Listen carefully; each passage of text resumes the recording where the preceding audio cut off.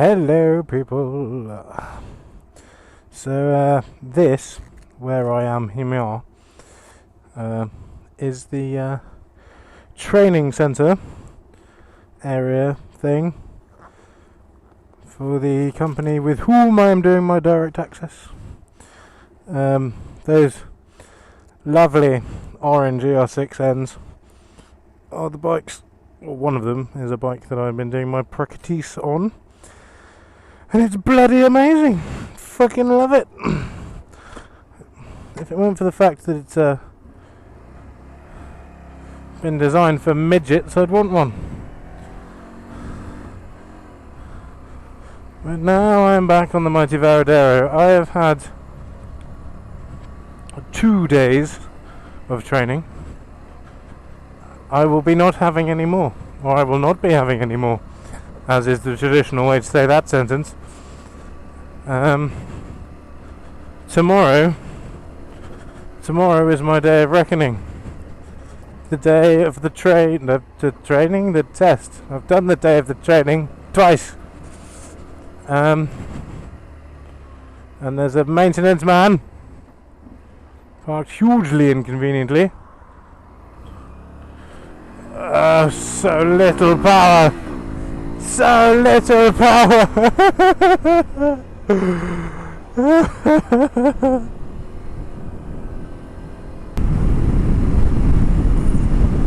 I have spent all day riding.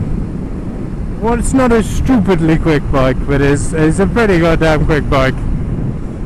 They're a 650, and been enjoying it hugely. And now I am back on a 125.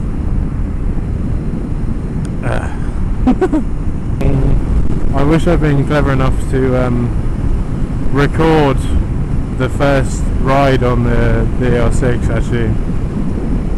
Not so much the first sort of poodling down this road or whatever, but the first time we got it onto a national after been riding it for about an hour. Because obviously, being me, as soon as I got onto that national out of a 30 country lane, I just opened it up and oh my god, I was giggling like a child. I was really rather enjoying myself. It was so much fun. I turned into a 13-year-old girl. It was brilliant. Just giggling and laughing and yeah, it was good. But it didn't. Petroleum.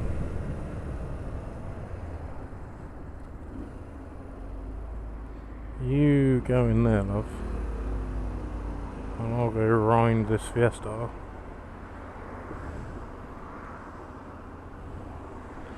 And go here.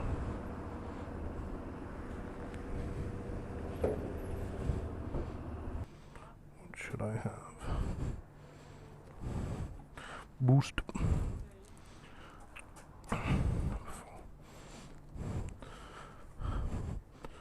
Alright mate, number 4 on that please.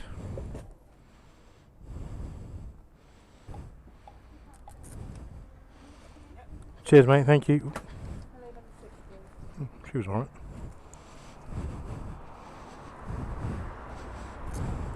Shit, what did I do with my keys? She was driving a Volvo. That's strange.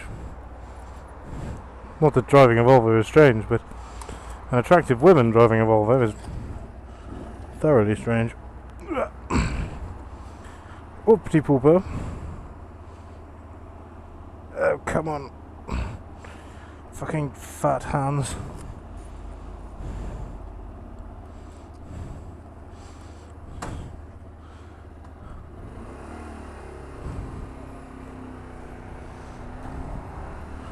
Not as hot as I thought.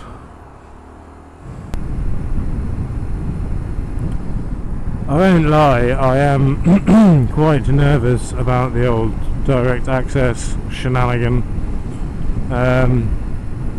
Tomorrow morning at 10 something 25 I think I have my module 1 lots of poncing about slowly in a car park. And at 1:35 maybe, I have my module 2. Lots of riding around the mean streets of Billingshurst and Burgess Hill and Haywards Heath.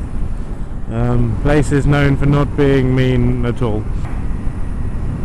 I'm quite nervous, not gonna lie.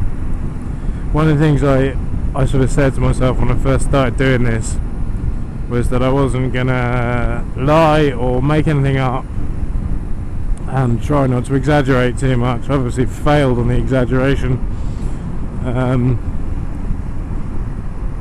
but I'm not gonna lie, and I am genuinely really nervous. I think I'm just not good with tests, he says, considering the number of tests I've done and the 5-year masters in engineering I did. But you know, I'm not very good with tests, and I don't like them, and I think there's just gonna be that added element of on the basis that it's not gonna be like the driving test where the guy sat next to you and you can understand everything you say. I'm gonna spend so much time concentrating trying to work out what the guy's saying, because unless the radios we're going to be using are better than the ones that the instructors use, she was alright, then I'm going to struggle because I can't understand a fucking word they say, which is rubbish, really. That's it. I had a fairly amusing little incident today where we came up to a roundabout basically, and I was in the front and the instructor said go straight over the roundabout. I was like, fair enough, and I looked at the sign and straight over the roundabout was an industrial estate, and I was like, he doesn't want me to go in an industrial estate, we're supposed to be going over there. Actually, weirdly enough, we're supposed to be coming onto the A23 onto this road. So I was like, oh, it must mean like follow the main road, which is sort of left. There's like road I'm on, main road, industrial estate. So it was like one was arguably more straight on than t'other, but the other one was the main road. So I thought, right, okay, I'll run the main road. Jumped on the main road, and they both went straight on. Says to me over the radio, I'll find somewhere to stop and we'll come find you. I was like, fair enough. So I'm going down this road and I'm thinking, shit, there's nowhere to stop on this road. It's a national speed limit, single carriageway, it's not hugely wide. And then I sort of started to vaguely recognise it, and I thought I knew where I was a little bit anyway. I was like, oh well, in about half a mile there's a roundabout, and on that roundabout is, I don't even know what it is, it's like almost like a rest stop type thing. It's a little car park you can pull in, and people pull in there and take their dogs for walks in the like woods or whatever the hell's next to it. I thought I'll stop in there, so I pull in there. About 5 seconds later the instructor comes back on the radio saying to the other guy, right, we're going to turn left for this roundabout and then go back and find Tom. Now I haven't heard him up to this point, so he's obviously been out of range, so he's obviously getting pretty close. I'm thinking, oh well, he must be coming out somewhere nearby. And then I see him and the other guy come onto the roundabout that I'm sat right opposite towards me and turn left and fuck off up the road. And I was like, for the love of God. And they hadn't seen me, and obviously that where I'd gone had gone round like this, and they'd gone straight and then cut back. So we'd come to this same roundabout, and I was just sat there like a mug. One way radio, no way of me telling him what was going on. So I thought, right, well fuck this, I'll fire the bike back up, went round a roundabout and followed him. National speed limit, might have mildly exceeded it to catch them up, and then was behind him just honking my horn like a crazy person to get his attention. And I could hear the instructor going, right Ram, Tom seems to have disappeared here, so I don't really know where he's gone. I wonder if he can hear me. Oh, hang on. It looks in his mirrors. Oh, he's behind us. How the hell did he manage that? I was like, yeah, winner. I won.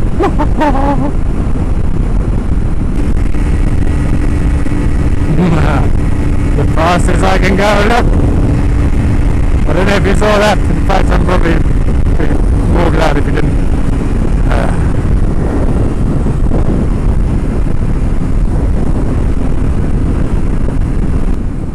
So I'm thinking I might start filming constantly, or like recording constantly, whenever I've got the camera with me and whenever it's on my head, because I had a conversation with Blah Blah 82 or 52 or something, I can't remember. Yeah, thank you, Mr. Van.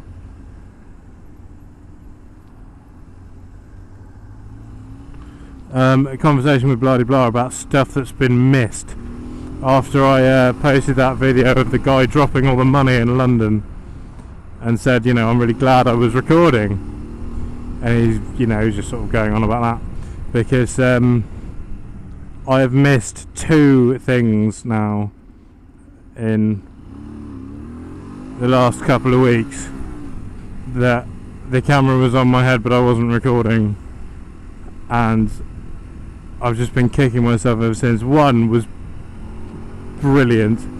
It was it was 4 cows, large, go moo, running down the central reservation of the A23. It obviously escaped from some manner of field-related circumstance. They had broken the bonds of their incarceration. And the other one, which was very strange, was and I witnessed. It was obviously a guy who worked in the Land Rover dealership up the roads last day. So they'd stripped him to the waist, gaffer taped him to a lamppost, and then gaffer taped one of those inflatable sex dolls to him. Yeah, it was quite funny. He seemed to be enjoying himself.